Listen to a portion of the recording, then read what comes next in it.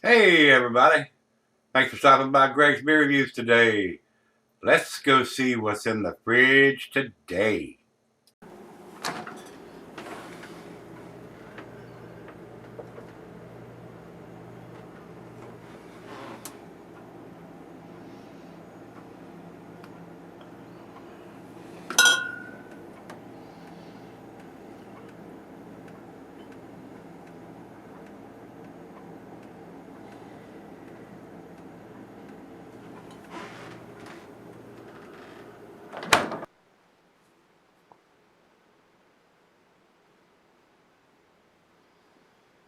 Hello everybody, welcome to Gregsbeerreviews today. Thanks so much for stopping by, I do appreciate it.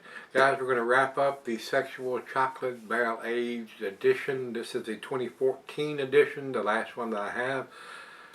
This cost me $25 just for the beer, not counting the dinner that we did and the motel and the gas and all that crap, guys.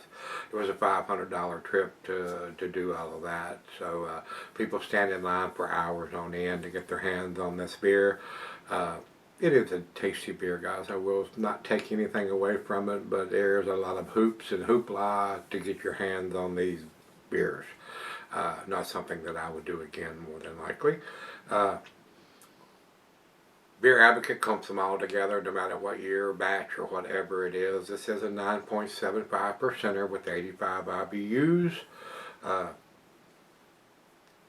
very tasty beer, guys. It is. I will not take that away from it, but again, just like the other three that we've done that were barrel aged, if you're expecting off-the-chain bourbon notes, you're not going to get it. They put these in barrels for 4 months only. If you're expecting big chocolate notes off the chain, you're not going to get it. I mean, it's a very balanced beer. There are a lot of beers that have more bourbon notes and more chocolate notes. This seems to be very balanced, where nothing is overpowering anything else in the beer.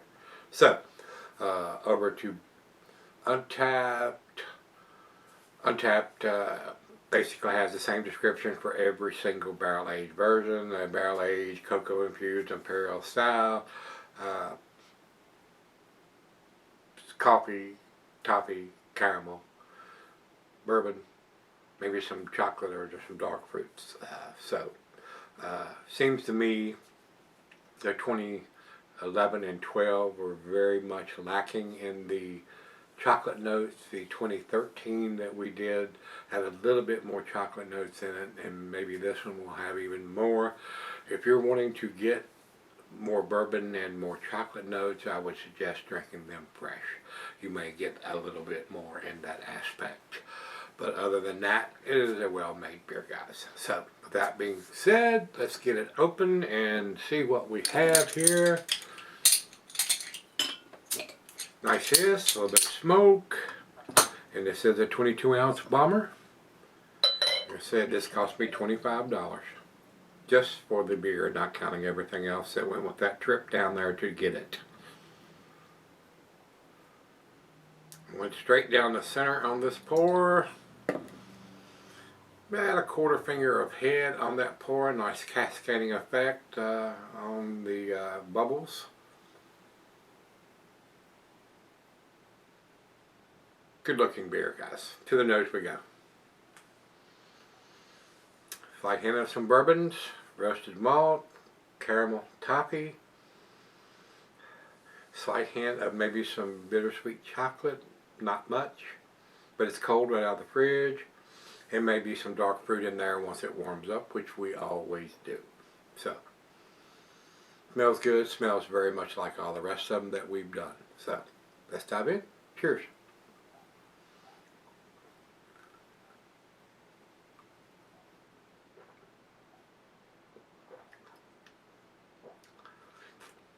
Very, very similar to all the rest of them, guys. Slight, very slight, subtle hints of some bourbon. To me, guys, I think they should leave them in the barrels longer than 4 months. But I'm not the brewer or make those decisions. The bourbon is something that I think should be a little bit more potent, especially for what the beer cost, and the hoops you have to jump through to get it. But it is what it is.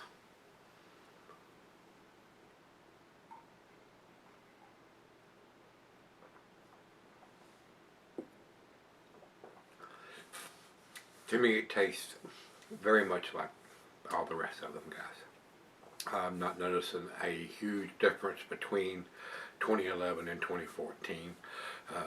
Maybe a slight bit more of the chocolate notes on the last two than the first two. And that may have something to do with the aging process, since this was put in the bottle in September of 2014. So in here we are in the end of January of 2020. Of the 4 bourbon barrels, that was $100 pop for those 4 bottles. Very expensive. I can't afford to do that now that I'm retired and living on Social Security. So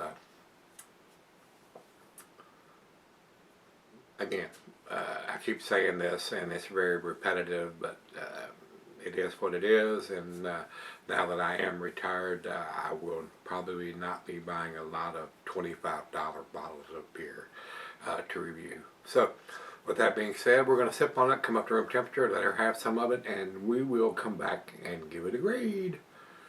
Alright guys, I'm back. Been sipping on it over an hour now. Very tasty beer, well-made beer. If you're expecting bourbon notes off the chain, like I said earlier, not there. If you're expecting big chocolate notes off the chain, not there.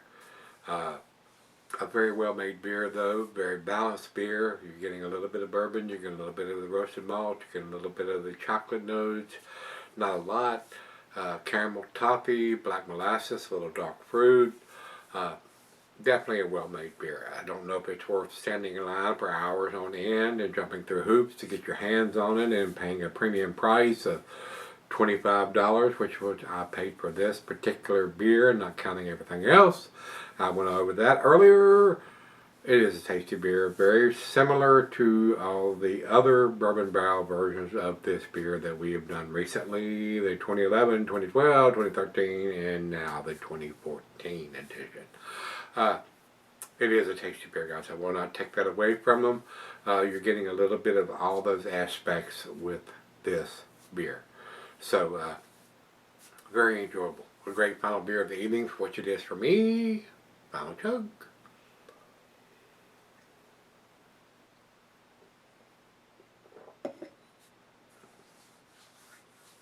Personally, I will say this, and it's just my opinion. I'm sure there will be plenty of people that will disagree with this. I don't think it's worth what it costs and the hoops you have to jump through to get it. There are better bourbon barrel versions of beers in this style, and there are better chocolate beers in this style. But to have all those aspects of the bourbon and the roasted malt and the caramel and the toffee and dark molasses and bittersweet chocolate and dark fruit, it is a well-made beer, guys. I will not take that away from Foothills Brewing and their bourbon barrel aged version of this beer. It is a tasty beer, but it's not world class or outstanding, and I'm sure there are people that will disagree with that statement also. I mean, it is what it is when you're in the beer reviewing beers like I am. You get good comments, you get bad comments. People that are chapped, or you did this, or you did that, or you said this, or you said that. Whatever. It is what it is. I'm just giving you my opinion. And your opinion may be different than mine. What you may love, I may not. And what I may love, you may not. So don't base what you're going to buy or spend your money on or stand in line for hours based on what this old man is going to tell you. I'm just giving you my honest opinion with over 3,700 beer reviews. I've had all aspects of different beers over the last 10 years. So it is a tasty beer, guys. But it doesn't blow my hair back or my socks off. It is a tasty beer, though. With that being said, this is very reminiscent to me of what all the bourbon barrel versions of this beer taste like. I have not noticed any great significant difference between the 2011 bourbon barrel aged and the 2014. Maybe a slight heavier note of the chocolate, but not much. Very subtle. If I was smelling and tasting each one, I don't think I could tell the difference between them, to be honest about it. So with that being said, to me, guys, it is a beer. I'm going to give it a 98. I've had better bourbon barrel beers, more bourbon notes, and I've had better chocolate beers, more chocolate notes. But to get all those all wrapped into one, tasty beer. 98 for me on this one. And let's jump over to Beer Advocate. They say 97, pretty close on that. And over to Untapped, which they do have the 2014 edition listed, where Beer Advocate clumps them all together. They even have the wrong ABV on Beer Advocate. They have a 9.6, and when all the ones I've done, they've been 9.75. So, a lot of misinformation on Beer Advocate's site. Untapped says 4.31, which is in their A category also, guys. Not the best numbers I've seen from them, not the best numbers you've seen from me. I agree. It is an A beer. But it is in the upper category because it has the vintage, and it has the ABV, and it has the IBUs. It is a well-made beer, guys. No doubt. So, with that being said, you've got all three of our grades. If you've had the 2014 edition of the Bourbon Barrel aged version of Sexual Chocolate from Foothills Brewing, let me know what you think. And until we meet again, let's go see what's in the fridge.